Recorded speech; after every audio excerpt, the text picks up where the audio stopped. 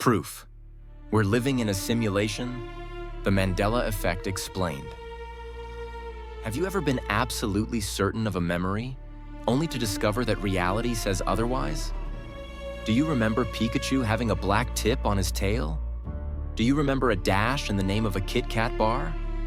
Or that the Monopoly man wore a monocle? If you answered yes, then you've experienced the Mandela Effect. But what if this isn't just a trick of the mind? What if this is proof that our world is nothing more than computer code that occasionally gets an update? Today, leading physicists and philosophers, from Nick Bostrom to Elon Musk, are seriously debating the simulation hypothesis. The logic is simple.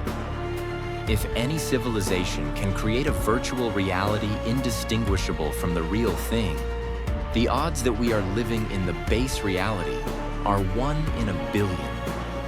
But every program, no matter how perfect, requires updates.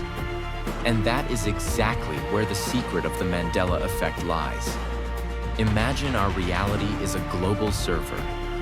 When the developers tweak the code of history to fix a critical bug or shift the course of humanity, the data on the universe's hard drive is overwritten. However, human consciousness isn't just a file. It is a complex process with its own inertia. Sometimes our neural pathways retain the cache, an old version of reality. We remember the world as it was before the patch. Why do so many remember Nelson Mandela dying in prison, even though he became president? Perhaps in a previous version of the simulation, he actually did pass away there, leading to a global conflict. The developers rolled back the system and changed that event to save the script. Yet millions of people kept the old file in their memory. This explains other glitches too. Islands vanishing from maps, iconic movie lines changing overnight, and even the eerie feeling of déjà vu.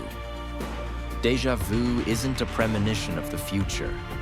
It's the moment your mind realizes that this scene in the simulation has already played out, but was recently rebooted. We've been taught to believe that matter is solid and unchanging. But quantum physics tells us that at the deepest level, particles behave like bits of information. They don't even exist until we look at them. Exactly like textures in a video game that only render when a player turns their head.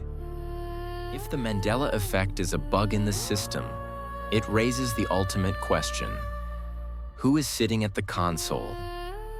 And what happens when they decide the experiment is finally over?